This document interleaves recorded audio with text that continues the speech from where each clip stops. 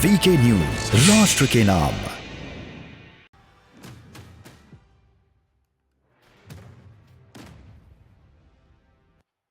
तो अब हिजाब विवाद जो है उसमें बड़ी बड़ी हस्तियों की एंट्री हो चुकी है। मलाला यूसुफजई, अंतरराष्ट्रीय स्तर पर उनका इस मामले में ट्वीट आया। उसके बाद प्रियंका गांधी, कांग्रेस पार्टी की ओर से इस पर बयान दिया गया। पाकिस्तान का भी इस पर बयान आ चुका है। साथ ही साथ भारतीय जनता पार्टी की ओर से इस पर बयान दिया गया और असदुद्दीन ओवैसी साहब ने भी इस पर बयान दिया। साथ ही साथ इस पर जमीयत उलेमाए हिंद, जो एक इस्लामिक संगठन है, उसने भी वो लड़की जो हिजाब पहनकर कॉलेज में पहुंची थी और जिसने अल्लाहू अकबर के नारे लगाए, उसको 5 लाख रुपए का इनाम देने का ऐलान कर दिया है। तो अब ये जो मामला है वो छात्राओं के और कॉलेज के बीच का तो बिल्कुल नहीं रह गया है। पूरी तरह से ये मामला सियासी हो चला है और इसके पीछे अब साजिशें भी बुनी जाने लगी है। सुनिए किस दल ने क्या कहा, फिर शुरू करते हैं चर्चा।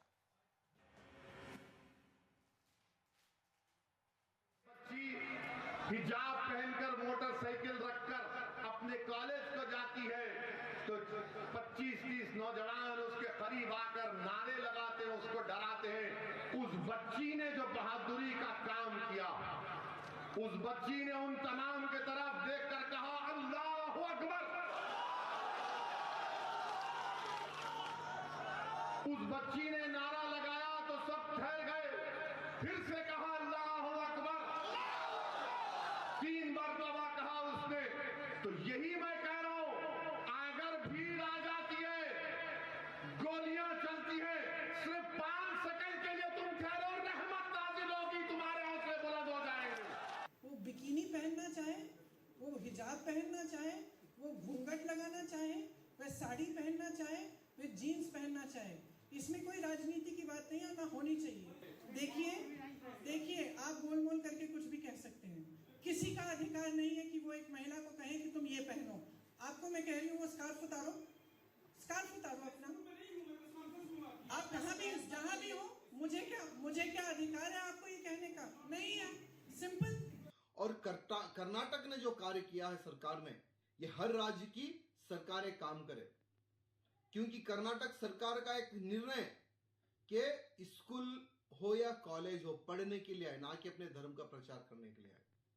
तो इससे आपको तकलीफ क्यों? अगर आपको तकलीफ है तो अपना स्कूल कॉलेज अलग से बनवा ले। आप लोगों के ऑलरेडी कई मदरसे हैं, मदरसों में पढ़ा ले। स्कूल में आकर हिंदू और मुसलमान करने की आवश्यकता आप लोगों को नहीं है। और जब सरकार फैसला लेती है, अगर सरकार से नाराजगी है तो आप अपनी दुकान अलग से खोल ले। विरोध करते क्यों हो? आप मत भेजिए स्कूल और कॉलेज को। विरोध क्यों किया?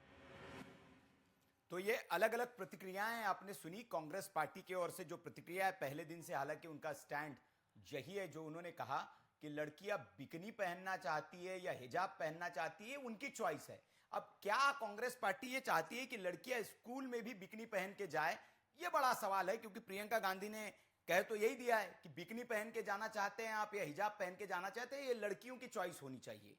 तो ये एक नई बहस को जन्म दे दिया। इस पर चर्चा हम लोग करेंगे। बाकी भारतीय जनता पार्टी की ओर से भी बयान आया। उन्होंने कहा कि अगर पढ़ने जाना है तो आपके स्कूल है जहां पर हिजाब पहनने की अनुमति है, आप वहां जाइए। और असदुद्दीन ओवैसी साहब का तो जो स्टैंड है, उन्होंने वो अपने स्टैंड पर जो लिया, उन्होंने जिस तक के लिए वो जाने जाते हैं। लेकिन अब ये जो मामला है कोर्ट में भी चल रहा है और कोर्ट ने इस मामले को सिंगल बेंच से बड़ी बेंच को ट्रांसफर कर दिया है। उन्होंने कहा है, कुछ टिप्पणियां की। हालांकि उन्होंने कहा कि जब मैं जो जज साहब है जब इस पर सुनवाई कर रहे थे, उन्होंने कहा कि जब मैं स्कूल में जाता था तो मैंने सिर्फ एक रंग देखा है स्कूल में, और मैंने कभी इस तरह की बात नहीं देखी कि सब अलग अलग रंग के कपड़े पहन के आते थे। मैंने तो एक ही रंग देखा है और स्कूल में एक समानता की भावना होती है। अब ये कौन लोग हैं जो इस माहौल को बिगाड़ना चाहते हैं? अब नाम भी सामने आने लगा है। कर्नाटक सरकार की ओर से कहा गया है कि इसके पीछे पीएफआई एक जो संगठन है और उस पर बैन लगाने की बात हो रही है। कहा यह जा रहा है कि उसका जो छात्र विंग है सीएफआई, उसकी ओर से इस मामले को तूल दिया जा रहा है और उसी ने इस विवाद को खड़ा किया। और इसलिए ऐसे लोगों की कुछ गिरफ्तारियां भी हुई है कर्नाटक में और बताया जा रहा है कि छात्र नहीं है, कई बाहर के लोग हैं जिन्हें पकड़ा गया है। ये गृह मंत्री का बयान भी आया। ये तमाम अपडेट है। चर्चा के लिए तमाम मेहमान हमारे साथ बने हुए हैं। संदीप दुबे जी है भारतीय जनता पार्टी से, कार्तिकेय सिंह जी कांग्रेस की ओर से हैं, एचएस रावत साहब है हिंदू धर्मगुरु, फरहत अली साहब है मुस्लिम स्कॉलर हैं, हमारे साथ बने हुए। अरविंद विद्रोही जी थोड़ी देर में हमारे साथ जुड़ेंगे, वो वरिष्ठ पत्रकार है और मामले पर अपनी राय रखेंगे। सबसे पहले मैं कार्तिकेय सिंह साहब के ही पास जाना चाहूंगा, कांग्रेस पार्टी से हमारे साथ। कार्तिकेय सिंह जी, 2 दिन पहले भी इस मामले पर हमने चर्चा की थी, तब लेकिन सतही मामला था, इतनी गंभीर और अंदर की चीजें सामने नहीं आई थी। अब इस मामले में कोर्ट में सुनवाई भी हुई, कोर्ट का पक्ष भी आ गया और कुछ अंदर की बातें सामने आ रही है कि इसके पीछे इस विवाद को ऐसे ही सामने नहीं लाया गया है, एक साजिशन इस विवाद को हवा दी गई है और सामने लाया गया है। वहां के जो गृह मंत्री है, कांग्रेस पर गंभीर उन्होंने आरोप लगाया, उन्होंने कहा कि इस विवाद के पीछे कांग्रेस पार्टी है। शहजाद पूनावाला का भी एक ट्वीट आता है कि कांग्रेस का ट्वीट 10 बजे आता है और पाकिस्तान का ट्वीट 11 बजे आता है। तो ये क्या हिजाब पर संयोग है या प्रयोग है? देखिए, प्रयोग कौन सी पार्टी करती है ये हर कोई जानता है। चुनाव आ गए हैं 5 राज्यों में और इनको पाकिस्तान याद आ गया है। चुनाव आ गए हैं, इनको हिंदू मुसलमान याद आ गया है। ये बिल्कुल भी सतही बात थी ही नहीं। ये लड़कियों की आजादी की बात थी, आपके कपड़े पहनने की आजादी की बात थी, आप क्या खाते पीते उसकी आजादी की बात थी। कर्नाटका में ये इशू हो रखा है, मुद्दा उठा हुआ है और ये ऐसा क्यों हो रहा है कि यूपी में ट्रेंड चल रहा है हिजाब पहन का। तो इनको जिससे फायदा मिलता है ये उसी चीज को शुरू करते हैं। जब भी चुनाव आएगा तो ये पहले पाकिस्तान का एंगल, इसका एंगल, ट्विटर का एंगल, सिर्फ आरोप लगाने का काम करते हैं। अगर इन पे सबूत होता तो साबित कर दिया करें कि कोरोना के टाइम से इन्होंने चलाया कि ये कांग्रेस की साजिश है, फिर क्या कहते कुछ हो जाए कांग्रेस की साजिश है, कांग्रेस इससे मिली हुई है। 8 सालों से अच्छा, सत्ता में ठीक, कार्तिकेय जी जो स्टैंड है, जो प्रियंका जी का बयान है, मैं उस पर आपकी सफाई चाहूंगा या उस पर आपकी राय चाहूंगा। प्रियंका जी ने कहा कि लड़कियां बिकनी पहनती है या हिजाब पहनती है, ये उनका निजी मामला होना चाहिए और उनको स्वतंत्रता होनी चाहिए। तो क्या कांग्रेस इस समर्थन में है कि कल से लड़कियां जो है स्कूल में बिकनी पहन के जाए, कोई प्रतिबंध उन पर नहीं होना चाहिए? देखिए, बातों को ऐसे कभी नहीं पकड़ा जाता। अब एक कहावत कही जाती है कि किसियानी बिल्ली खंबा नोचे। तो कितनी किसियानी बिल्ली को आपने खंबा नोचे देखा है? बंदर क्या जाने अदरक का साथ, तो क्या बंदर को किसी ने अदरक चढ़ा के देखा है? नहीं, उन्होंने ये शेरो शायरी या कहावत में बात नहीं कही। उन्होंने कहा लड़कियों की निजता का मामला, ये उन पर छोड़ देना चाहिए कि वो क्या पहनना चाहती है। बातों को ऐसे नहीं पकड़ा था। उनका मतलब उनकी आजादी से था कि वो सूट पहनना चाहे, साड़ी पहनना चाहे, जो पहनना चाहे, स्वतंत्र। नहीं, मैं वही कहना चाह रहा हूं कि कल चलकर अगर कोई लड़की कहे कि मैं बिकनी पहन के स्कूल जाना चाहती हूं कांग्रेस शासित राज्य में, अलाउ करेंगे आप लोग? तो मैं कह तो रहा हूँ ये आजादी की बात है और कोई भी बच्ची, कोई भी स्कूल में जा रही है, इसको पता मतलब आप अलाउ करेंगे? आजादी की बात है, वो कहेंगे कि मैं बिकनी पहन के आना चाहती हूँ तो आप आने देंगे? महिलाओं की आजादी की बात है। इस देश में जब कोई मिस इंडिया बनता है या देश से बाहर कोई महिला जाके मिस इंडिया स्कूल में प्रतियोगिता नहीं होती ना कार्तिकेय जी, यही तो दिक्कत है आप लोगों के साथ, आप समझ ही नहीं पा रहे हैं। लड़की की आजादी है कि वो घर में क्या पहनती है, बाहर सड़क पे क्या पहनती है, उसकी पूरी आजादी है। लेकिन जब वो इंस्टीट्यूशन में चली जाती है किसी, तो वहां के नियम कायदे कानूनों के समानता की बात क्यों होती है? सेकुलरिज्म की बात फिर क्यों होती है? समानता की बात कहाँ कर रहे हैं? समानता की बात तो कर ही नहीं रहे हैं ना। अब एक पंजाबी स्टूडेंट है, मानिए वो पगड़ी पहन के जाता है, वो कृपाण लेके जाता है, क्या उससे उनको दिक्कत हो जाएगी? अपना कोई हिंदू के छात्र है, वो टीका लगा के जाता है, क्या उससे इनको दिक्कत हो जाएगी? तो ये सिर्फ मुद्दों को उठा रहे हैं आप। हिजाब तो देश में लोग पहन के जाते ही हैं, उनके धर्म का विषय, उससे क्या हो गया? आप शिक्षा पे बात करते हैं ना, आपने कितनी महिलाओं को शिक्षित किया कर्नाटक? ठीक है कार्तिकेय सिंह जी, एक और सवाल मेरा आपसे। आपने चूंकि कहा कि सिख बच्चे पगड़ी पहन के जाते हैं, कृपाण लेके जाते हैं, जाहिर तौर पर ये जाते हैं, आपने बात कही है। नहीं, जाहिर तौर पर मैं ये समझना चाहूंगा, ये जो कर्नाटक में जिस जगह पर ये विवाद शुरू हुआ, जिस कॉलेज से ये विवाद शुरू हुआ, क्या ये कर्नाटक में नया कॉलेज खुला है? और ये जो बच्चियां वहां गई थी दिसंबर महीने में, जब ये धरने पर बैठी, हिजाब लेकर पहुंची, क्या इनका नया एडमिशन था उस कॉलेज में? उससे पहले वो कहीं और जाती थी हिजाब पहनकर? नहीं, बिल्कुल नहीं था, बिल्कुल नहीं था, जाते ही में। लेकिन मुद्दा तो अभी उठाया ना इन्होंने क्या किया कि 1983 का जो कर्नाटक एजुकेशन एक्ट है, उसका जो 133 सेक्शन है, उसको उन्होंने लागू कर दिया। अब वो सेक्शन कहता है कि अब ऐसे कोई भी कपड़े ना पहने जिससे लॉ एंड ऑर्डर इक्वालिटी बिगड़ती है। एक ऐसा लॉजिक आप बताइए ना, इससे लॉ एंड ऑर्डर कैसे बिगड़ जा रहा है? कल को कोई शादीशुदा छात्रा अपने मंगलसूत्र और सिंदूर पहन के जाएगी, उससे इनको दिक्कत हो जाएगी। तो ये इनको कपड़ों में कैसे दिख रहा है? आप शिक्षा पे बात करते हैं ना, किसी शिक्षण संस्थान में शिक्षा की बात करी जाती है। आप कपड़े की थोड़ी ना, कोई कपड़ा पहन के आ रहा है, कोई टीका लगा के आ रहा है, कोई हाथ में हम हिंदू हम हाथ में पहनते हैं, कोई तो उससे थोड़ी ना दिक्कत होती है। कोई मुद्दा ही नहीं है, किस बात का मुद्दा बना रहे हो? और मैंने जैसा आपको कहा कि देखिए ये साजिश खुद की इनको भाजपा की समझ में आ रही है कि मुद्दा था कर्नाटका का और यूपी में चला रहे हिजाब पहन, उस पर बात कर रहे हैं, मनगढ़ंत कह रहे हैं आप मदरसे में जाके पढ़िए, उससे पढ़े।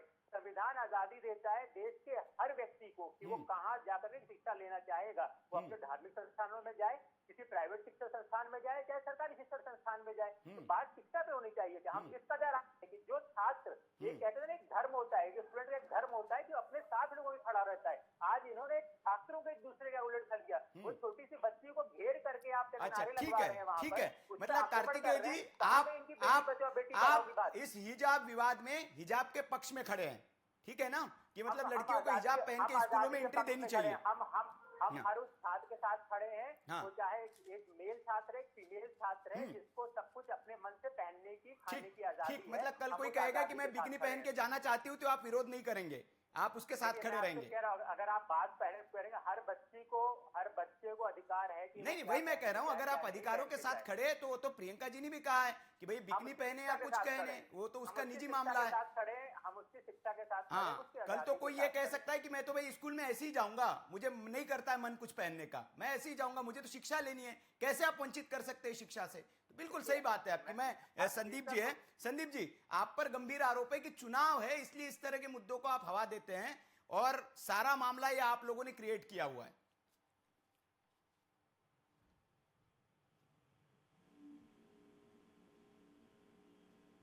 आवाज नहीं आ रही है संदीप जी, आपकी आवाज नहीं मिल रही है। आवाज आ रही है? जी जी जी, आवाज आ रही? जी जी, बोलिए। देखिए, कल एक विषय हम लोग चर्चा कर रहे थे कि राजनीति में अपराधीकरण विषय। तो आज अच्छी बात है कि हिंदू धर्म गुरुजी हमारे बीच हैं, मुस्लिम धर्म गुरुजी हैं, और भारत जो है सनातन संस्कृति, सनातन सभ्यता का देश रहा है, और गुरुओं के प्रति बहुत आदर्श रहा है, और गुरुओं ने हमेशा मार्गदर्शन किया, वो चाहे इस्लाम धर्म को मानने वाले लोग हों या हिंदू धर्म के मानने वाले लोग हों। अभी गुरुओं की जगह ये राजनीतिक पार्टियों के गुरुओं ने ले लिया है, और राजनीतिक पार्टियों का गुरुओं का काम है कि आपस में एक दूसरे को लड़ाओ, विद्रोह पैदा करो, और इतना क्षोभ रख लो कि आपस में हमारे मन में एक दूसरे के प्रति हीन भावना, गलत भावना, विद्वेष की भावना जागृत हो। तो अब तो हमें लगने लगा कि हिंदू धर्म या मुस्लिम धर्म में गुरुओं की जरूरत नहीं है, अब इन धर्मों का भी ठेकेदारीकरण हो गया। ठेकेदारीकरण का मतलब है कांग्रेस ने ठेका ले लिया है, विपक्ष की कई पार्टियां, राजनीतिक पार्टियों को ठेका लेना स्टार्ट कर दिए हैं कि कौन क्या करेगा, कौन क्या नहीं करेगा। बात अनुशासन की है, और किसी भी समाज का निर्माण अनुशासन से होता है। ऐसा नहीं कि माँ बाप जब घर में होते हैं, अगर बच्चा कई बार रात को सोते समय सुसु कर देता है, तो अगली बार वो उठा के कहते हैं कि बेटा सुसु की जगह बिस्तर नहीं है, सुसु की जगह बना, वो वहां जाके करे, मुझे ये सब का प्रयोग नहीं करना चाहिए। लेकिन कांग्रेस के लोग कह रहे हैं, कांग्रेस के साथी कह रहे हैं, उस बच्चे को जहां जो मना है वो करे, उसकी बात है। अरे भाई, वो समझदार है या नहीं है ये भी तो तय करना है। जब स्कूल के कोई मॉडल है, रूल्स हैं, सारे बच्चे एक तरह से आ रहे हैं, उनमें क्यों भेद करना, उनमें आपस में क्यों ऐसी बातें करना। हम इस देश को आप समझिए, अगर कहने के लिए बहुत से लोगों को अवसर आप दे रहे हैं, क्या दे रहे हैं? अगर ये अवसर ये है कि ये कहानी यहाँ तक तो रुकेगी नहीं, इससे कहानी और आगे बढ़ेगी। जो इस देश में राजनीति करने वाले लोग हैं, वो मांग करने लगेंगे कि हमें नमाज अदा करने अब इन बच्चों को दिया जाए, फिर मांग करने लगेंगे कि अलग जगह इनको दीजिए, फिर मांग करने लगेंगे अलग कैंटीन हलाला की व्यवस्था हो, अलग काउंटर खोले जाए, अगर हलाला परोसे जाए, फिर प्रार्थना के समय छूट दीजिए कि रविवार को नहीं, अब शुक्रवार को ही छुट्टी होगी, पढ़ाई में छूट मिलेगी, रविवार की छुट्टी के दिन खत्म कर दीजिए। अब सिलेबस है, हमारे यहाँ कुरान भी बच्चे पढ़ते हैं, गीता भी पढ़ते हैं, बुद्ध को भी पढ़ते हैं, राम को भी पढ़ते हैं, ईश्वर को भी मानते हैं, अल्लाह को भी मानते हैं। अब कहेंगे इन सबको हटाइए, इनकी कोई जरूरत ही नहीं है, अप्रैल और मई में छुट्टी की जरूरत ही नहीं है, हमें सिर्फ रमजान महीने में छुट्टी इनको दे देनी चाहिए। अब ये जब इस तरह की विसंगतियां भारत में सिर्फ राजनीति के लिए पैदा की जाएंगी, तो हम बौद्धिक लोगों को, चाहे किसी भी धर्म के लोग हो, हिंदू हो, मुस्लिम हो, सिख हो, ईसाई हो, सोचने की जरूरत है कि क्या देश अब वास्तव में ऐसे लोगों के चंगुल में फंस गया है जिनको अ ब क ख, अभी कार्तिकेय जी बोल रहे हैं ना, अल्लाह अकबर का मायने नहीं पता होगा, इस्लाम के बारे में उनको नहीं पता होगा कि इस्लाम कितनी शांति का संदेश देता है, शांति और भाईचारा सिखाता है। लेकिन इस्लाम में घुस के कार्तिकेय जी ये जरूर काम कर रहे हैं कि आपस में विभेद पैदा हो, आपस में हम लोग लड़े और इसका राजनीतिकरण हो। तो मुझे लगता है हम सबको सोचना चाहिए, हम सबके अच्छे और बुरे कर्म से हमारा राष्ट्र प्रभावित होता है। हम भारत में हैं, भारत एक गुलदस्ता है, हम अच्छा कार्य करेंगे तो ये निखरेगा। अगर इस तरह की असंगति आप बोएंगे, इस तरह का बीज बोएंगे, तो क्या हम भारत में वो आजादी के समय आप फिर भारत के टुकड़े चाहते हैं क्या? नहीं, निश्चित तौर पर संदीप जी, हमने मामला इसीलिए ये उठाया है कि ये बहुत गंभीर बात है। शिक्षा के मंदिर में आप कट्टरपंथ की एंट्री क्यों चाहते हैं? मैं संदीप जी, मैं यही कह रहा हूं कि इसीलिए हमने इस मुद्दे को उठाया कि वो शिक्षा का मंदिर है। शिक्षा के मंदिर में जो छात्र है, जो बच्चे पढ़ने जाते हैं, कि उनकी बुद्धि का विकास हो, तर्क शक्ति बढ़े, विज्ञान आधारित वो शिक्षा हासिल करे। और उस शिक्षा के मंदिर में आप धार्मिक उन्माद पैदा कर रहे हैं। एक हिजाब पहनकर आ रहे हैं, दूसरा कोई भगवा गमछा डाल के जा रहा है, वहां भगवा फहरा दिया जा रहा है। किस तरह की पीढ़ी का हम निर्माण कर रहे हैं अपनी राजनीति के चक्कर में, अपने वोट बैंक के चक्कर में, जो बहुत गंभीर विषय है इस देश के लिए। कार्तिकेय जी, मैं बाकी दो मेहमानों के पास जाऊंगा, लेकिन एक और सवाल आपसे मेरा है, चूंकि आप उंगली उठा रहे हैं, आप जवाब दीजिएगा। सवाल मेरा आपसे यह है कि कांग्रेस पार्टी जिस तरह की राजनीति आप इस विषयों पर करते हो, कहीं ना कहीं देश के लिए बहुत घातक है। कार्तिकेय जी, आपकी पार्टी को समझना पड़ेगा। इसी स्कूलों में जब सूर्य नमस्कार की बात आई, जब योगा करने की बात आई, जब मध्य प्रदेश के स्कूलों में कहा गया कि सूर्य नमस्कार किया जाएगा, तो आप ही की पार्टी थी, उन्होंने कहा कि स्कूलों का सेकुलरिज्म खत्म हो जाएगा, स्कूलों में इस तरह की परमिशन कैसे दी जा सकती है। लेकिन आपने अब अपना स्टैंड बदल लिया। अब आप कह रहे हैं कि सेकुलरिज्म के लिए बुर्के को, हिजाब को वहां स्कूल में एंट्री दे देनी चाहिए। तो ये डबल स्टैंडर्ड क्यों है कार्तिकेय जी? एक स्टैंडर्ड पे आप क्यों नहीं रहते? मैं बता दे रहा हूं जी, अभी हमारे साथी बोल रहे थे, देखिए ये लोग कुछ बातें लिख के लाते हैं, घुमा घुमा के बोलना शुरू करते हैं। अभी इन्होंने बात करी कि हम लड़ाने का भिड़ाने का काम कर रहे हैं। अभी इससे मैं पूछूं कि अभी तो आप कह रहे हो कपड़े ये पहन के नहीं आने, फिर कहोगे आप बाल इतने रखने, फिर कहोगे जी ये नहीं खा सकते, फिर कहोगे जी संडे को नहीं मंडे को क्लास ले लेते हैं, फिर कहोगे कोर्स में ये सब क्या पढ़ रहे हो, प्राचीनों के 10 को ले आते हैं वो पढ़ लो, फिर कहोगे यार लड़कियां महिलाएं जो पढ़ रही है महिलाओं को भी पढ़ना नहीं चाहिए, उन बातों पर लेकर के आ जाओगे। तो सीधी तरफ नहीं चला जाता है, दोनों तरफ देखकर चला जाता है। बातें ऐसे गोल गोल नहीं घुमाई जाती है। आप अभी जो कपड़ा पहन के बैठे हैं, अभी कह रहे थे आप नाइटी पहन के, नाइट ड्रेस पहन के आ जाइए और बाजार में घूमिए, कचहरी में नाइटी पहन के माँ बहनों, कम से कम आप अपने आप से जो देख लो, आप एक टीवी चैनल पर बैठे हुए हो और उस समाज जो कटिंग है ये नेताओं वाली लगती है क्या? मैं बोल रहा हूँ, एक एक करके बोल लेना भाई साहब, एक एक करके बोल लेना, फिर आराम से जवाब दो। एक एक करके बोल रहा हूँ जी, मैं एक एक करके बोल रही, सुन लो। नहीं, मैं वही कह रहा हूँ, एक एक करके। रावत जी भी हमारे साथ, फरत अली साहब भी हैं, उनको भी सुनना है हमें। हाँ, ये अपनी बातें रख ले, जिस तरीके से इन्होंने बताया था ना कि ऐसा नहीं, ये कुछ ये मांग कर देंगे, ये मांग कर देंगे, तो मैं वही कह रहा हूँ। कल से आप कह दोगे जी दाल चावल ही खाना है, फिर कह दोगे जी कहते हैं महिलाएं जो पढ़ रही हैं उनको पढ़ना भी नहीं चाहिए, खाली पुलिस प्रधान समाज ही उनको बनाना है। नहीं, ये राजनीतिक बात हो सकती है कार्तिकेय जी, आप जानते हैं संभव नहीं है। जिस तरह के तर्क आप दे रहे हैं, आपके दाल चावल खाने पर कोई रोक नहीं लगा सकता है। ये राजनीतिक बयानबाजी है साफ तौर पर, और देश की जनता जानती है। कुछ तार्किक बात करिए, कुछ अच्छी बात करिए। दाल चावल खाने पे कोई रोक नहीं लगा सकता इस देश में, आपको भी पता है। क्या कह रहा हूँ, तार्किक बात ये है कि देश जो है वो संविधान से चलता है, वो किसी धर्म से नहीं चलता है। और संविधान में जो मौलिक अधिकार है हमारे, 25 की इजाजत देती है भैया जी, 25 देती है कि आप अपने धर्म के अनुसार अपने जितने भी क्रियाक्रम कर सकते हैं, लेकिन साथ में वो धारा संविधान की ये भी कहती है कि स्कूल, कॉलेज, सरकारी संस्थान का जो ठीक है, ठीक है कार्तिकेय जी, आप मुद्दे पर नहीं आ रहे और मुझे लगता है मुद्दे को आप समझना भी नहीं चाह रहे। ठीक है, नहीं, मैं बाकी मेहमानों के पास आ रहा हूँ, और एक थोड़ी सी जानकारी भी आपको दे दूं कार्तिकेय जी। शायद आपको पता नहीं कि वहां हिजाब का विरोध स्कूल में बिल्कुल नहीं है, शायद आपको जानकारी हो ना हो। वहां पर कैंपस में लड़कियां हिजाब पहनकर आ सकती है, पहले भी आ सकती थी, सिर्फ क्लासरूम में एंट्री नहीं है हिजाब पहनकर। यह स्कूल प्रशासन की ओर कहा गया कि आप घर से आते हैं बुर्के में आइए, हिजाब पहन के आइए, लेकिन सिर्फ पढ़ने के वक्त आप अपना हिजाब उतार कर बैग में रख दीजिए, आप उसकी परमिशन आपको नहीं है। तो इस पर क्यों विवाद है, मेरे समझ में नहीं आता है। आप घर से हिजाब में आ सकते हैं, कैंपस में आ सकते हैं, घूम सकते हैं हिजाब में, पहले से इसकी परमिशन है, सिर्फ क्लास में एंट्री के लिए नहीं है। आपको कह रहा हूँ कि देखिए, मैं इसीलिए कह रहा हूँ कि जो और पैनलिस्ट उनको ये मुद्दा पता होना चाहिए। कर्नाटका की सरकार ने कर्नाटका एजुकेशन एक्ट 1983 को बहाल किया है, उसके अंदर है कि स्कूल के, चाहे वो प्राइवेट हो चाहे वो गवर्नमेंट हो, उनकी उन्होंने स्कूल की यूनिफॉर्म बनाई है। अब मैंने उसी में कहा कि हिजाब उन्होंने ऊपर डाल रखा है, जैसे पंजाबी भाई डालते हैं। ठीक है, मैं आ रहा हूँ कार्तिकेय जी, तमाम सवाल है, आपने भी पढ़ाई की होगी स्कूलों में, मैं आऊंगा आपके पास। हम किस सभ्यता संस्कृति के द्योतक है, हमारा सभ्यता के, हमारी संस्कृति क्या है, हमें नाम करने के आपके पास आऊंगा, आपको बहुत समय दे दिया, बाकी भी मेहमान है,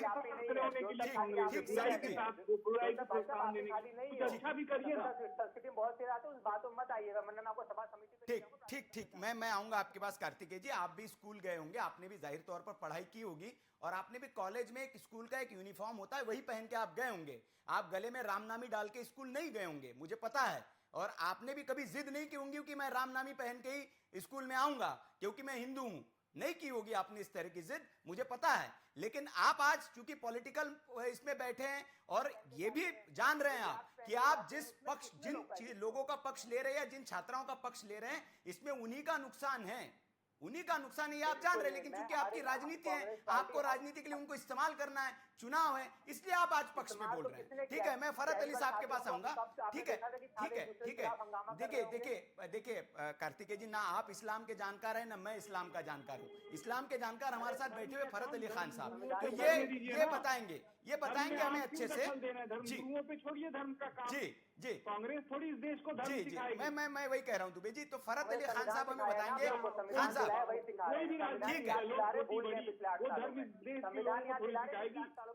ठीक है, मैं आपके, अभी बहुत लंबा वक्त हो गया आप दोनों बोल रहे हैं, मैं फरत अली साहब से समझूंगा। फरत अली साहब, थोड़ा सा आप ही इस पर रोशनी डालिए, प्रकाश डालिए, क्योंकि ऐसा नहीं है कि ये देश हमारा जो है वो आज से इस्लामिक जो बच्चियां हैं, इस्लाम से जुड़ी बच्चियां स्कूल जाने लगी हो और आज ही एकदम से पहले ही दिन वो गई और उनके हिजाब पर प्रतिबंध लगा दिया होगा। लंबे वक्त से जो मुस्लिम बच्चियां हैं, मैंने भी पढ़ाई की है, मेरे साथ भी कई सहपाठी थी मुस्लिम बच्चियां, आपने भी की, क्योंकि सब ने हमने पढ़ाई की और हम अच्छे से गए, कभी इस तरह का विवाद नहीं हुआ कि हम हिजाब पहन के आना चाहते और आपके इस पर बैन है। ये अचानक से एक नया विवाद शुरू हुआ दिसंबर में, और इसके पीछे की अभी जो टाइमलाइन सामने आ रही है वो ये सामने आ रही कि पीएफआई एक संगठन है जिस पर कई दफ्तरों पर छापे पड़े, इसमें आतंकी गतिविधियों में शामिल होने के इस पर आरोप लगे। इसकी एक स्टूडेंट विंग है CFI, campus front of India, उससे जुड़ी हुई ये छात्राएं बताई जा रही है, जो 20 छात्राएं जिन्होंने इस विवाद को शुरू किया, और बताया जा रहा है कि उन्हीं के भड़काने पर, उन्हीं के कहने पर इन छात्रों ने ये जिद की कि नहीं, हम तो हिजाब पहनकर कॉलेज स्कूल में जाएंगे और हमें जाना है। और उसके बाद ये विरोध की चिंगारी पूरे प्रदेश में फैली, पूरे प्रदेश के बाद फिर अब देश में फैल रही, अंतरराष्ट्रीय स्तर पर भी इस पर बयान आने लगे। इसके पीछे क्या मंशा हो सकती है? जमीयत उलेमा हिंद ने इनाम का ऐलान कर दिया कि, और ओवैसी साहब शाबाशी दे रहे हैं, तो इसका मतलब जाहिर तौर पर ये जो सोच के लोग हैं वो चाहते हैं कि इस तरह का मामला और बढ़े, इसलिए इनाम दिए जा रहे हैं, शाबाशी दी जा रही है। फरत अली साहब, मैं आपसे समझना चाहता हूं, क्या इस्लाम का अभिन्न अंग हिजाब है, ये तो ठीक है, लेकिन क्या इतनी भी गुंजाइश नहीं है कि स्कूलों में अगर आप जाए और हिजाब आपने नहीं पहना है, या कहीं पे भी आप जाए हिजाब नहीं पहना है, तो आप इस्लाम से बाहर हो जाएंगे, खारिज हो जाएंगे? बहुत जरूरी है हिजाब। सुनील राउत जी, आपका बहुत बहुत धन्यवाद जी, क्योंकि इससे पहले वाली चर्चा में भी मैं शामिल रहा था। बिल्कुल। मैं अपने वक्ताओं को, जो सम्मानित वक्ता हैं, हमारे संदीप जी हैं, कार्तिकेय जी हैं और हमारे धर्म गुरु जी हैं, मैं बताते चलूं उनको कि मैं एमए उर्दू से हूँ, मौलिम हूँ, एमए हिंदी से भी हूँ, और कर्नाटक से मैंने बेंगलोर से NIS किया है, हॉकी कोच भी हूँ, और इस वक्त मैं अखिल भारतीय मुस्लिम महासंघ का राष्ट्रीय अध्यक्ष हूँ, मुस्लिम जानकार हूँ। तो सबसे पहले तो मैं बताता चलूं कि हमारे इस्लाम में तालीम का, यानी इल्म का, ज्ञान का बहुत रोल है। इसलिए कुरान में जो पहली सूरत उतरी नबी पर, उसमें इकरा जिसमें रब्बे कल्लती, मतलब पढ़ो उस रब का नाम लेकर, मतलब पढ़ाई के ऊपर इतनी तवज्जो है। उस वक्त में नबी करीम की मुस्तनद हदीस है कि इल्म हासिल करो, मतलब ज्ञान हासिल करो, चाहे चीन क्यों ना जाना पड़े। उसमें कहीं पर भी कोई ड्रेस कोड नहीं है। जहाँ पर हिजाब का मामला होता है, तो हिजाब का मैंने पहले भी बताया कि एक पर्देदारी है कि हम लोग एक दूसरे से पर्दा करें, जैसे हमारे कार्तिकेय जी ने बताया था कि जिस्म को ढकने का मामला है। अब उसको किस कायदे से ढका जाए? अभी अभी आपने देखा कि कोरोना पीरियड चला, तो हम लोग जो नकाब का विरोध कर रहे हैं, पर्दे का, हिजाब का विरोध कर रहे हैं, उस पर हमने देखा कि पूरे एप्रन लोगों ने पहने और नाक पर और आधे मुंह पर अपने मास्क लगाया, उसको भी एक तरीके से हम नकाब कहते हैं। नहीं फरहत अली साहब, मैं थोड़ा सा यहाँ रोकना चाहूंगा आपको कि हम हिजाब का विरोध कोई नहीं कर रहा है, ये हिजाब की लड़ाई नहीं है। यहाँ सिर्फ विरोध इतना है कि स्कूलों में हिजाब की एंट्री नहीं होनी चाहिए, बस इस पर विवाद है। मैं वहीं आ रहा हूँ। तो जो इस्लाम है वो सबसे ज्यादा वैल्यू जो है वो इल्म को देता है, तालीम को देता है, एजुकेशन को देता है, ना कि हिजाब को। क्योंकि मैं एक मसला आपको बताता चलूं कार्तिक जी, आपने उंगली उठाई कि पहले ये होता था कि टोपी कुर्ता पजामा पहन के ही नमाज पढ़ोगे, लेकिन 40 साल बाद जब मुसलमान शिक्षित हुए, उनका शिक्षा का विकास हुआ, तो अब उनकी पाक होना जरूरी है। वो चाहे जीन्स टी शर्ट या किसी में भी नमाज पढ़ सकते हैं। अब रह जाता है हिजाब का मामला। तो हिजाब का मतलब क्या होता है? पर्देदारी। और हमारे यहाँ इस्लाम में पर्देदारी है उस व्यक्ति से भी जिससे हमारा निकाह हो सकता है। मतलब मामू, सगे चचा और बहन भाई को छोड़कर, माँ बाप को छोड़कर हमारे खालाजाद भाई से भी हिजाब आता है। अब हिजाब का मतलब तो मैं आगे थोड़ा सा यूं बता रहा हूँ क्योंकि आपके बहुत व्यूअर्स हैं और वो ये कहेंगे कि यार इस आदमी को बिठा लिया तो ये शुरू से विवाद में गिर गया। तो जब हिजाब का मामला होता है तो अगर हमें हिजाब कराना है तो हम अपने घर में रखते हैं। अगर हमें दीनी तालीम देना है बच्चे या बच्चियों को तो मदरसे में भेजें। जैसे अभी संदीप जी ने भी बात की, मैं उनकी बात का भी समर्थन करता हूँ। और अगर सामाजिक तालीम देना है, अगर हमें उसको चीन भेजना है बच्ची को, अगर हमें उसको ईरान भेजना है, अगर हमें उसको अमेरिका भेजना है, तो फिर वहाँ के ड्रेस कोड का पालन करना बहुत जरूरी है। कहीं हमें हिंदुस्तान के परिप्रेक्ष्य में देखना है, इस्लाम ने बहुत शिथिलता है, बहुत ही सहूलतें दी गई हैं। ये जो बच्ची जिसको मतलब नकाब के लिए कुछ लोगों ने उकसाया, वो लोग उसके पास आए, पास आके उसको टीस दिया। उस टीस का जवाब उन्हें अल्लाह अकबर अल्लाह अकबर अल्लाह अकबर कहते दिया, क्योंकि दूसरा पक्ष जो था वो जय श्री राम बोल रहा था। मैं भी बोल रहा हूँ, हम लोगों को जय श्री राम बोलने पर कोई आपत्ति नहीं है, लेकिन मुझे एतराज है, असदुद्दीन ओवैसी पर।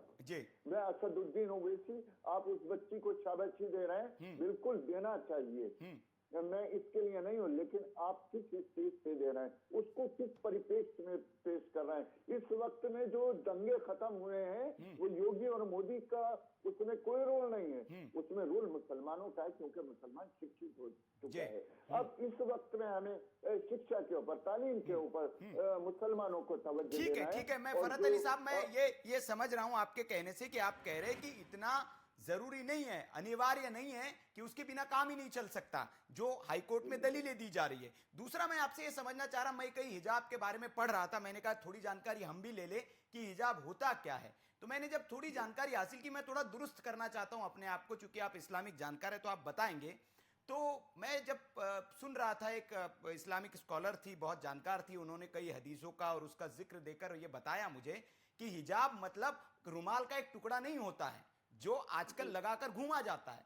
उनका कहना था कि हिजाब एक टर्मिनोलॉजी है, हिजाब एक शब्द है, और हिजाब का मतलब वो होता है, उन्होंने एक उदाहरण दिया बड़ा अच्छा, कि जैसे मेट्रो में महिलाओं के लिए एक अलग से कोच बनाया गया जिसमें सिर्फ महिलाएं जा सकती है, तो वो हिजाब है। उन्होंने कहा कि मेट्रो का एक कोच है वो महिलाओं के लिए, वो हिजाब है। तो घर में भी अगर कहीं किसी चीज से दूरी स्पेशल महिलाओं को अलग करता है, उसको हिजाब कहा जाता है, न कि उस रुमाल के टुकड़े को। क्या ये दुरुस्त जानकारी है जो उन मोहतरमा ने दी? बिल्कुल जी, बिल्कुल दुरुस्त जानकारी है, बिल्कुल सही जानकारी है। पर्देदारी ऐसी होती है कि जैसे हमारे घर में हमारे ये तीनों लोग वक्ता बैठे हैं, ये आए और अगर मुझे अपनी बीवी और बहन से या बेटी से पर्देदारी करना है तो मैं इन्हें ड्राइंग रूम या बैठक में बिठा लूंगा और अपने लोगों को दूसरी जगह बिठा लूंगा। ये भी हिजाब का एक हिस्सा है। अब रह जाती है बात 5 लाख रुपए के इनाम की, कि शायद अरशद मदनी है या कोई है, उन्होंने, मैं उस बच्ची को नहीं, कर्नाटक की जो भी बच्ची हिजाब में नहीं बल्कि IAS IPS, आपके चैनल के माध्यम से बड़ी जिम्मेदारी के साथ एक बात कहना चाह रहा हूँ, IAS IPS बनेगी, उसको अपनी हैसियत के हिसाब से 50,000 रुपए दूंगा। ये मैं आज आपसे कह रहा हूँ, ये क्योंकि मैं इल्म को हिजाब से ज्यादा मानता हूँ। मैं अपने राष्ट्र को, अपने देश को जो है वो जो मेरा ईमान है, जो ईमान का एक हिस्सा है कि जिस मुल्क में रहो उसका कानून का एहतराम करो, उसके जो बनाए हुए नियम है उनका पालन करो, इसी तरीके से अपने ठीक है फरहत अली साहब, बहुत अच्छी बात की आपने। इस्लाम की रोशनी में हमें कई सारी जानकारी दी। मैं उम्मीद करता हूं कि कार्तिकेय साहब जो इस्लाम के जानकार बनकर बहुत सारी यहाँ हमें जानकारियां दे रहे, तो उनका दुरुस्त हो गया होगा, उनकी जानकारी सुधर गई होगी।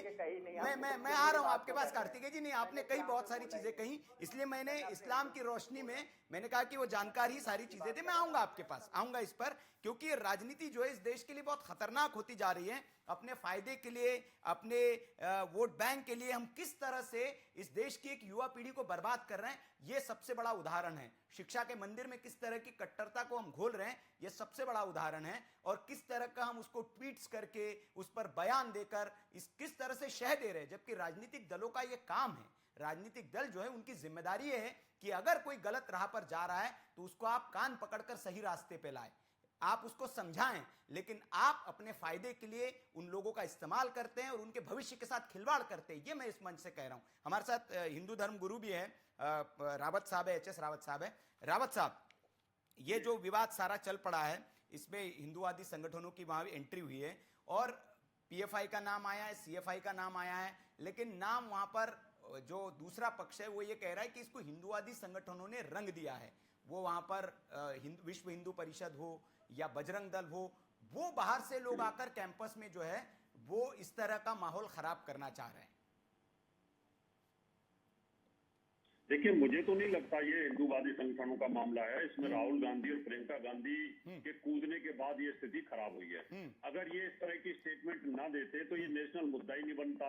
वहाँ स्कूल प्रशासन ने कहा था कि भाई आप जितने भी बच्चे हिजाब में आ रहे हैं वो क्लास के अंदर आए और क्लास के अंदर ना आए, क्लास के बाहर रह सकते हैं, और उनको वहां जाने से रोक दिया।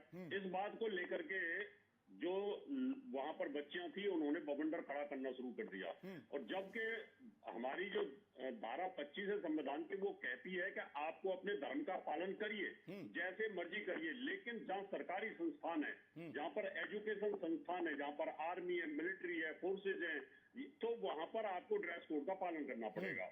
अभी यहाँ पर कार्तिकेय जी कह रहे थे कि ऐसे होगा वैसे होगा। अरे कार्तिकेय जी, ये स्कूल के अंदर एक ड्रेस इसलिए रखी जाती है कि वहां पर अरबपति भी करोड़पति भी पढ़ता है और गरीब बच्चा भी पढ़ता है, उसके ऊपर कोई मानसिक प्रेशर ना आ जाए, वो डिप्रेशन में ना चला जाए, इसलिए वहां पर एक ड्रेस कोड रखा जाता था हर चीज का। अभी आप नेतागिरी के अंदर हैं, लेकिन आपने कटिंग तो हीरो वाली कर रखी है, तो आप तो हीरो लगोगे, नेता थोड़ी लगोगे कहीं ना कहीं से। इसका मतलब ये रहा कि अगर आप कहीं पर भी बैठते हैं, उस हर चीज का, साधु का, संत का, कहीं ना कहीं मौलवी का, सबका एक ड्रेस कोड होता है। आप देखिए जितने भी पादरी है, मौलवी है, संत, सबकी सफेद ड्रेस होती है, कहीं ना कहीं उनके ऊपर सफेद टोपी का इस्तेमाल करते हैं।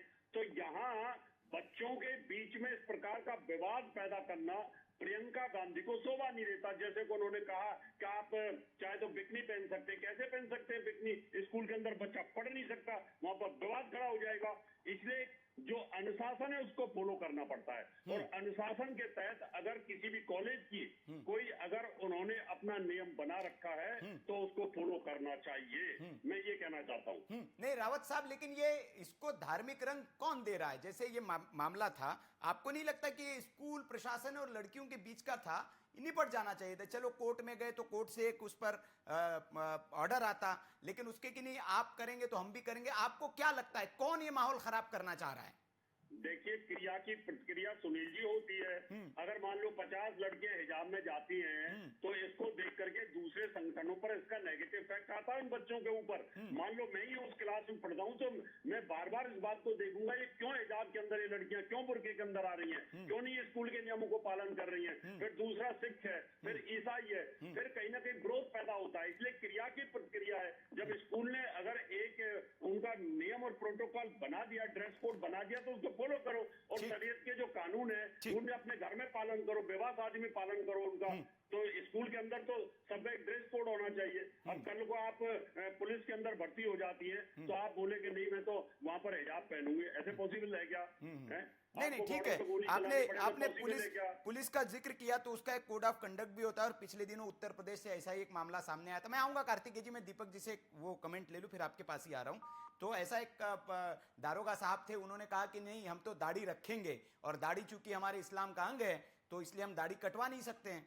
तो पुलिस विभाग ने उनको कहा या तो दाढ़ी रखिए या नौकरी रखिए, दो में से एक चीज आपको रखनी होगी। और उसके बाद उनको जब बर्खास्त किया गया तो वो दाढ़ी छिलवा कर फिर आ गए। उन्होंने कहा कि नहीं नौकरी चाहिए हमें, दाढ़ी जरूरी नहीं है हमारे लिए। तो ये क्योंकि उनके साथ किसी ने उनका समर्थन नहीं दिया, पॉलिटिकली कोई उनके साथ नहीं आया, तो उनको लगा कि नहीं हाँ मैं गलत कर रहा हूं। लेकिन उसी वक्त अगर यही पॉलिटिकल स्टैंड हो जाता, पॉलिटिकल पार्टियों की उनकी शह मिल जाती, तो उस पर भी विवाद खड़ा होता और उस पर भी उसको भी धार्मिक रंग दिया जाता। तो सबके अपने कोड ऑफ कंडक्ट है, सबके अपने अनुशासन है, नियम है और उसको पालन होना चाहिए। लेकिन राजनीतिक दल उसको शह देकर उस मामले को और बिगाड़ देते हैं। मैं दीपक जी के पास जाना चाहूंगा। दीपक राय हमारे साथ जुड़े हैं, राजनीतिक विश्लेषक है। दीपक जी, अचानक एक मामला खड़ा होता है दिसंबर में, जैसा मैं पहले से डिबेट में कह रहा हूं, ऐसा नहीं है कि नया कोई कॉलेज खुला है और वो जो बच्चियां हिजाब पहन के आई उनका नया एडमिशन हुआ हो और नए एडमिशन में वो हिजाब पहनकर आ गई और विरोध शुरू। पहले से वो उस कॉलेज में आती रही, हिजाब में आती रही, लेकिन क्लासरूम में वो हिजाब में नहीं जाती थी। अचानक से लेकिन उन्होंने एक जिद पकड़ ली कि नहीं अब हम अंदर जाएंगे और हिजाब पहन के जाएंगे और ये हमारा अधिकार है। आप अपने राजनीतिक जो आपका अनुभव है उसके नाते आप क्या समझते हैं, इसके पीछे क्या कोई गहरी साजिश है? कहा भी जा रहा है कि एक कट्टरपंथी साजिश के पीछे है और इस देश का माहौल बिगाड़ने की साजिश है। जिस संस्था पर आरोप लगते रहे पीएफआई, वो इसके पीछे बताई जा रही है। दीपक जी। जी सुनील जी, आपने सही कहा कि एक राजनीतिक षड्यंत्र कहिए या अंतर्राष्ट्रीय कदम भी कर सकते हैं कि आज जब भारत आगे बढ़ती छोटी छोटी घटनाएं जो हैं हमारे देश में, मतलब एक तरह से राजनीतिक बहस उस पर चलती है, इसका कोई मतलब नहीं होता है। लेकिन संविधान को आपको मानना है और संविधान हमेशा ये कहता है कि संविधान के हिसाब से हमें धर्म का पालन करने की पूरी छूट है, इस तरह से चाहे पालन कर सकते हैं। ये भी कहता है कि आपके धर्म के हिसाब से संविधान नहीं चलेगा। ये चीज हमारे गवर्नमेंट को भी समझना होगा और जितनी राजनीतिक पार्टियां हैं उसको समझना होगा। जिस तरह से इन्होंने सोनिया जी ने, ये प्रियंका जी ने इस पे कमेंट किया है, इन्हें सबकी आजादी है। देखिए आप हिजाब पहन के गेट तक आते, पहले जो अभी भी है लड़कियां आती हैं वो अपने निकाल के अपने बस से रख लेती हैं और ड्रेस में आ जाती हैं। तो ड्रेस कोड है उस पर पालन होना चाहिए, इस पे तो कोई विवाद का तो मतलब ही नहीं है। अगर इससे बाहर कोई काम करता है तो वो इस तरह से कानून करता है, उसके हिसाब से उस पर कार्रवाई होनी चाहिए। इस पे तो आगे बहस पे तो बात ही नहीं चाहिए। हिंदू मुस्लिम या हिजाब या भगवा, उस पर तो बहस ही उसका तो कोई मतलब ही नहीं होता है। लेकिन इस तरह की जो षड्यंत्र हो रहे हैं उस पे जो है सरकार को आगे आना चाहिए, इसके पीछे जो तार है उसको पकड़ने की कोशिश करनी चाहिए और बहुत सख्त कार्रवाई करनी चाहिए। और जितने हमारे नेताजी लोग हैं इनको अभी परिपक्व होना चाहिए। आप कर क्या रहे हैं? इतनी छोटी छोटी हरकतें करते हैं, छोटी छोटी बातों पे आप कमेंट करते हैं, ये चीज गलत है। कौन सा आप उनके स्वतंत्रता का हनन हो रहा है? हिजाब पहने, किसने रोका हिजाब पहने? लेकिन आप अगर सेना में आएंगे हिजाब पहनेंगे, आप पुलिस में आएंगे हिजाब पहनेंगे। सवाल संविधान इसकी कतई वो नहीं छूट देता। इस तरह की स्वतंत्रता का संविधान में कहीं भी उल्लेख नहीं है कि आपके धर्म के हिसाब से संविधान चलेगा। संविधान के हिसाब से कानून व्यवस्था चलती है तो उसके हिसाब से सरकार को एक्ट करना चाहिए। ये 3 दिन छुट्टी करने का मतलब ही नहीं होता है। इस पे जो है बहुत सख्त कार्रवाई होनी चाहिए। जी ठीक है, आपने कहा कि सख्त कार्रवाई होनी चाहिए और ऐसे लोगों को जो शह दे रहा है। कार्तिकेय जी, मैं आपके पास आऊंगा। आपने चूंकि तमाम तरह के तर्क दिए कि क्यों इस पर होना चाहिए, हालांकि एक युवा है आप और मैं ये समझता हूं कि आपकी अपनी राय होगी। मैं समझता हूं कि आप कांग्रेस पार्टी की ओर से बैठे हैं तो आपकी मजबूरी है, क्योंकि आपके आला नेता ने कह दिया तो उस लाइन को आपको फॉलो करना है। लेकिन एक वैचारिक युवा होने के नाते आपके अपने विचार भी होंगे। मैं एक निजी बात आपसे जानना चाह रहा हूं, क्या जो कांग्रेस पार्टी का स्टैंड है इस मामले पर आपको लगता है कि वह तर्कसंगत है और जायज है?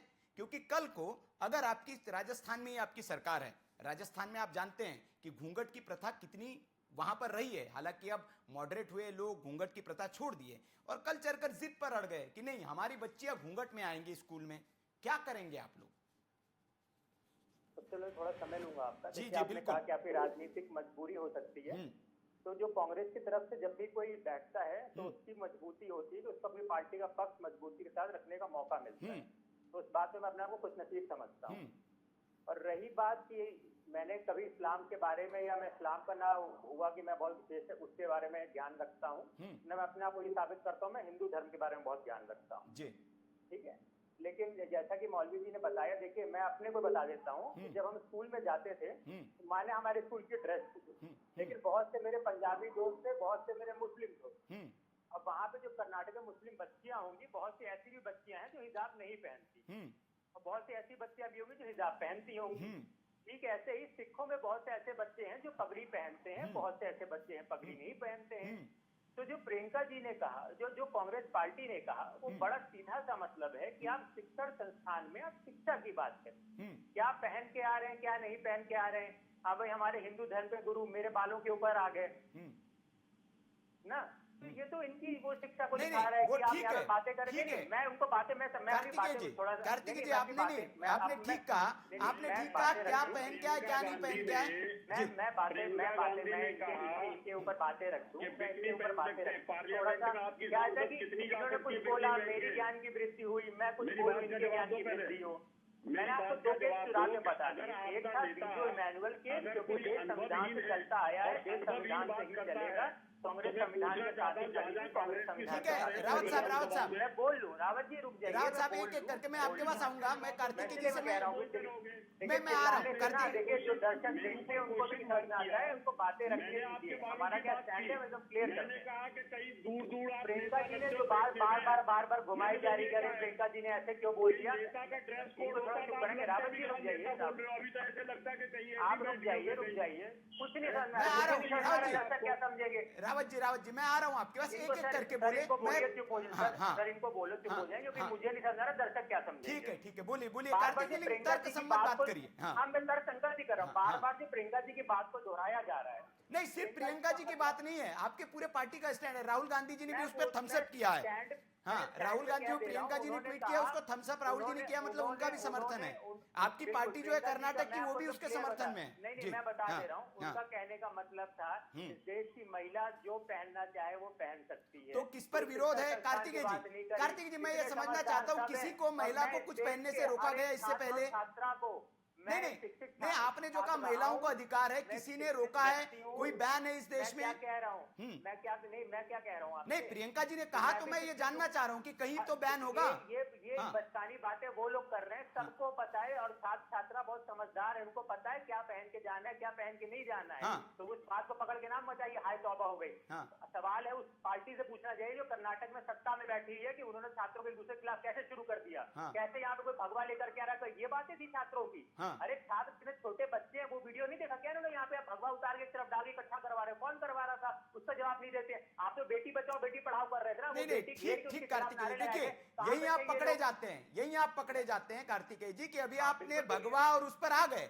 वो मैंने भी बात की, मैंने भी कहा कि भगवा फैला गया, आप एक कट्टरपंथ को जन्म दे रहे, लेकिन आपकी हिजाब पर बोलने की हिम्मत नहीं है, आपकी हिजाब के खिलाफ बोलने की आपकी हिम्मत नहीं है। यहाँ आपकी पॉलिटिकल डबल स्टैंडर्ड की पोल खुल जाती है। मैं आपको बता रहा हूँ, फिर से आप मुझे बोलने का मौका दीजिए। मैंने क्या कहा जी, आपने कहा, प्रियंका जी ने कहा कि कौन क्या पहन के आना चाहता है उसकी चॉइस है, ठीक है। तो अगर कोई भगवा कपड़ा गले में डाल के आ रहा है, तो क्या वो उसकी चॉइस नहीं है? मैं प्रियंका जी की बात पर आपको कोट कर रहा हूँ, आप उसका विरोध कैसे कर सकते हैं? मैं बिल्कुल मैं बोल रहा हूँ, मैं क्या बोल रहा हूँ? नहीं, आपने विरोध किया उसका, मैं प्रियंका जी के शब्दों में आपसे पूछ रहा हूँ जी।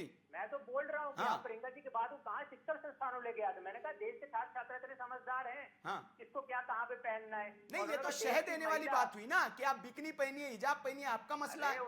उनसे क्वेश्चन क्या पूछा गया कि आप उस पर क्या कहते हो कि women are free to wear anything, be it dash. ये एग्जांपल। चलिए, प्रियंका जी से आगे मैं राहुल जी का बयान आपको सुना देता हूं। राहुल जी ने 2 दिन पहले ट्वीट किया इस मामले पर, और उन्होंने कहा कि हिजाब के नाम पर लड़कियों को रोककर उनके भविष्य को बर्बाद किया जा रहा है, लूटा जा रहा है।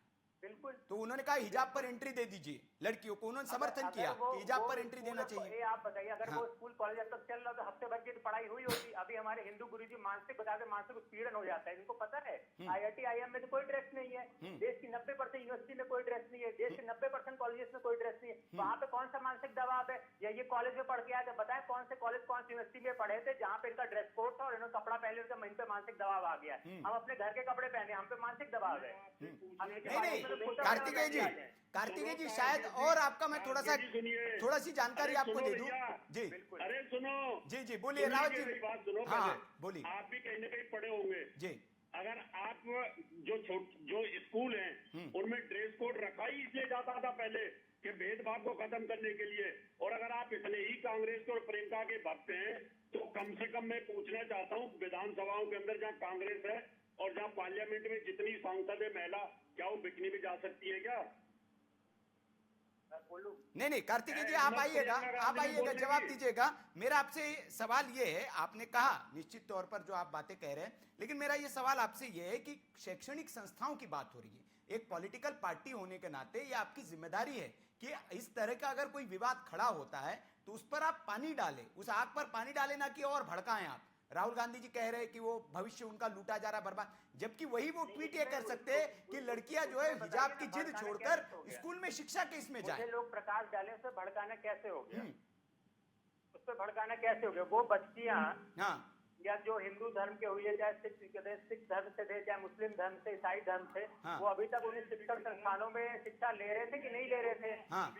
नहीं, मैं यही तो कह रहा हूँ कार्तिक जी, मैं यही कह रहा हूँ कि दिसंबर से पहले वही लड़कियां उसी कॉलेज में जा रही थी, पढ़ाई कर रही थी, लेकिन अचानक से दिसंबर से मैं कह रहा हूँ ना, अरे हिंदू ये रावत जी क्यों आप अपने ज्ञान को ऐसे दिखा रहे हो? मैं पूछ लूंगा कि आप नहीं बता पाओगे। आप बताओ कर्नाटक में कौन सा एजुकेशन एक्ट लेकर के आए हैं? क्या आपके दिमाग को हो गया है? राहुल गांधी तो अनुभवी है, बात नहीं समझ में आ रही है। प्रियंका गांधी की कोई अनुभवीता की सपोर्ट कर रहे हैं आप? इज्जत रखिए हमारे। कार्तिकेय जी मैं आपको ये समझना चाह रहा हूँ। नहीं कार्तिकेय जी कुटुंबकम हिंदू धर्म में सिखाया, शांति धर्म में सिखाया। थोड़ी शांत रहिए सर, थोड़ा शांत रहिए। एक मिनट रावत साहब मैं आ रहा हूँ आपके। रावत साहब अपनी बारी में आप बोल लीजिएगा। रावत साहब मैं आ रहा हूँ। कार्तिकेय जी से मेरा एक सवाल है। कार्तिकेय जी आपने कहा जी, मैं आ रहा हूँ। बेकार की बातें करने लग रहे हैं, सुनने के लिए बैठे हैं हम। नहीं मैं इसीलिए से बोले जा रहे हैं। जी मैं इसीलिए मैं आपको पूरा मौका दूंगा, आप उनको काटिएगा। मैं इसीलिए उनसे क्या दोगे? तो टाइम खत्म होने वाला है। जी नहीं चलिए ठीक है रावत साहब आप बोल लीजिए, आप बोल लीजिए रावत साहब।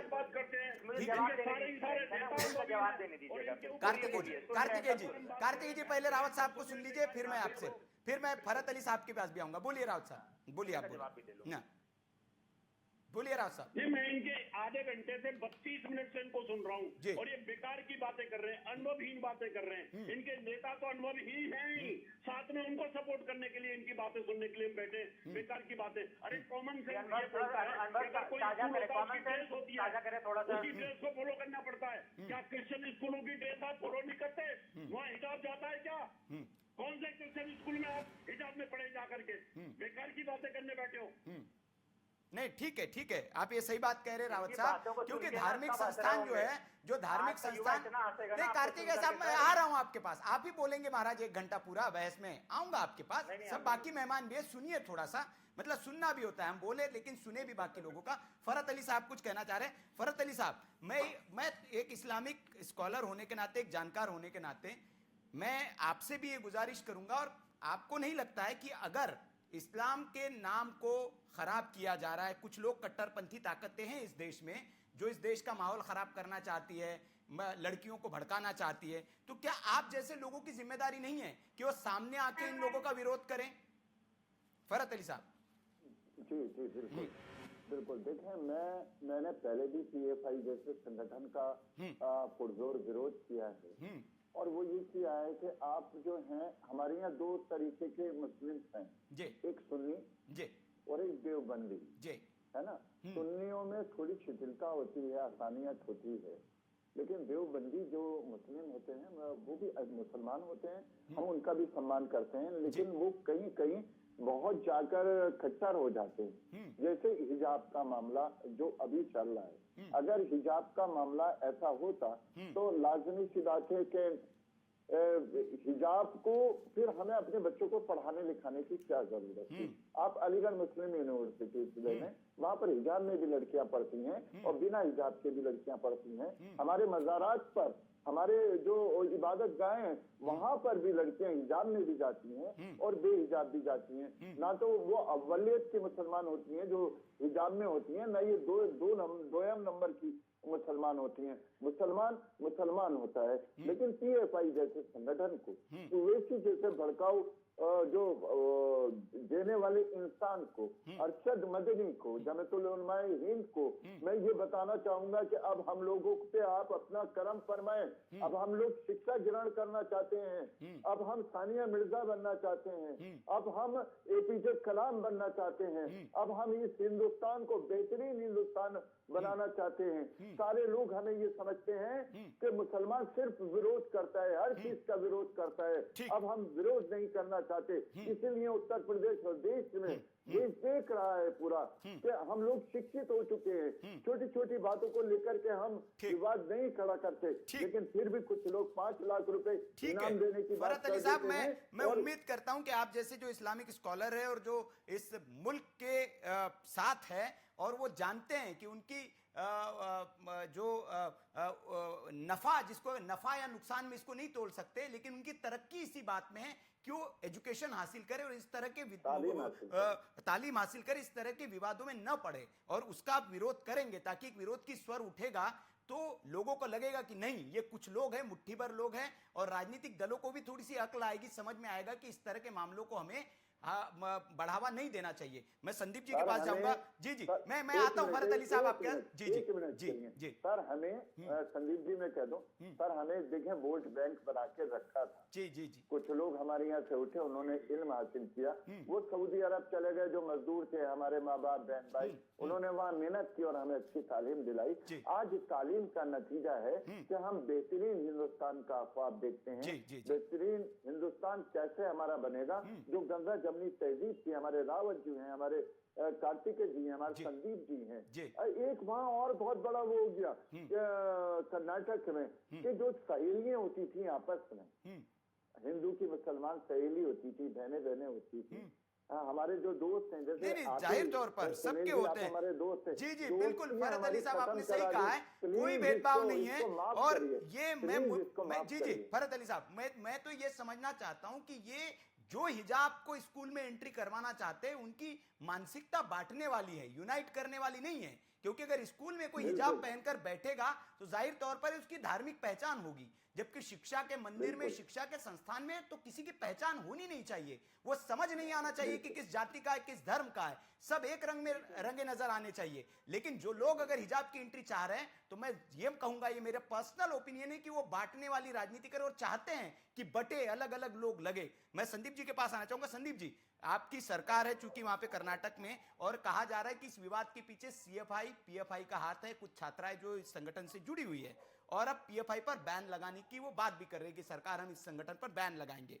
पहले भी शाहीन बाग का मामला हुआ हो, दिल्ली के दंगे हुए हो, तमाम तरह की चीजें, उत्तर प्रदेश में हाथरस की घटना हुई हो, पीएफआई से जुड़े लोग आप लोगों ने पकड़े, छापेमारी की एनआईए ने, लेकिन उसके बावजूद सिर्फ बैन करने की आप बात करते। अगर ऐसा कोई कट्टरपंथी संगठन देश में है जो देश की आबो हवा को खराब कर रहा है, अमन चैन को खराब कर रहा है, तो बैन क्यों नहीं करते संदीप साहब? ये लोग सवाल पूछते हैं कि सिर्फ आप बातें करते और पीछे हट जाते हैं।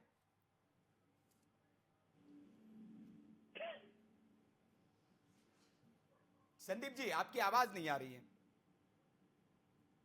संदीप जी, आवाज आ रही है? जी जी जी बोलिए। देखिए, सरकार का मकसद किसी भी लोकतंत्र में किसी को रोक देना, किसी की आवाज को दबा देना है। सरकार हमेशा कोशिश करती है कि अगर कानूनी कार्रवाई हो तो जो लोग शामिल हो उन्हीं के खिलाफ हो, निर्दोष किसी व्यक्ति के खिलाफ किसी तरह की कानूनी कार्रवाई न हो या उस निर्दोष को न फंसाया जाए। मैं एक बहुत बड़ी बात कहने जा रहा हूँ, और शायद हमारे फरहत अली जी भी इस विषय को समझेंगे।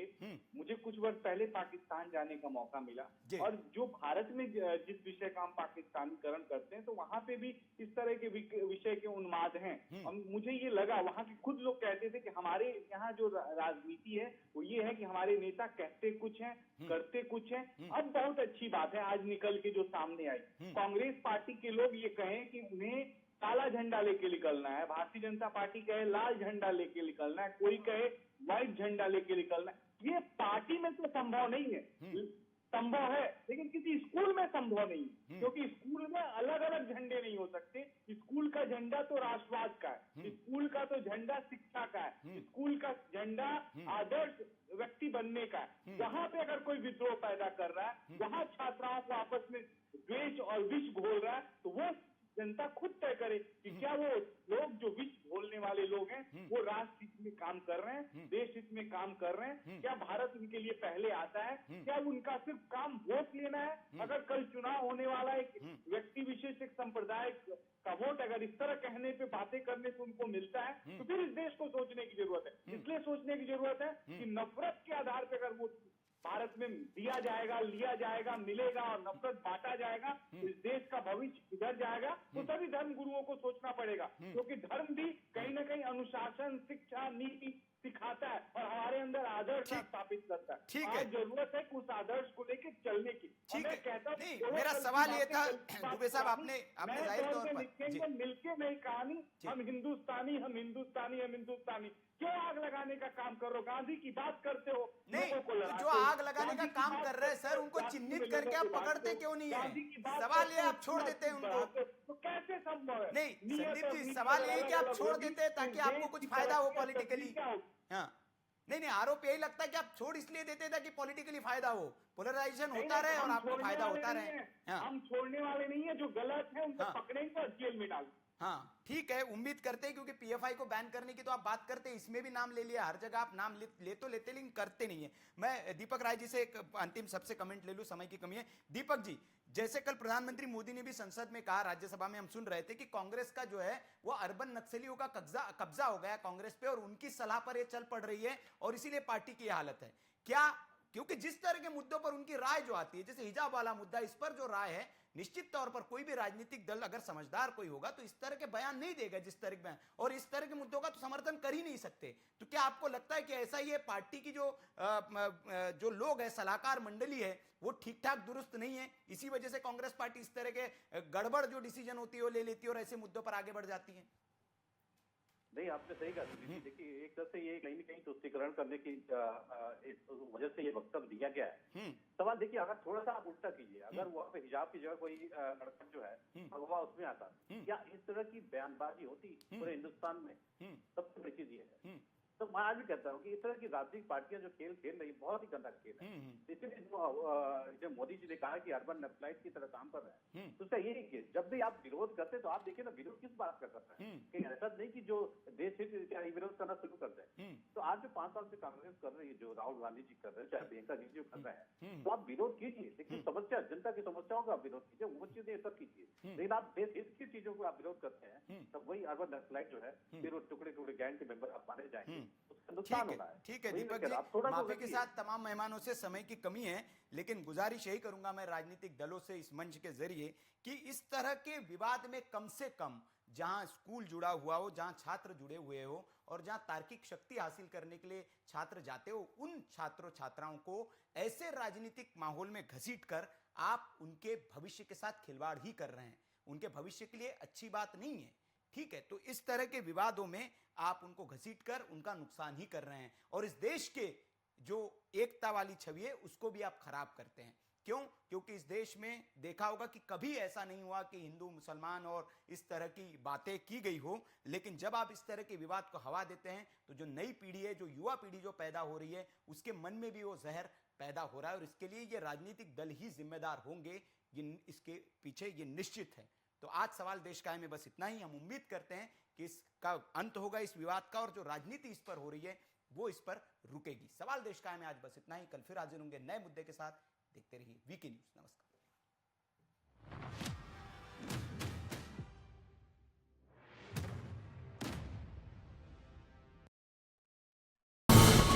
ये है ड्रीम मीडिया नेटवर्क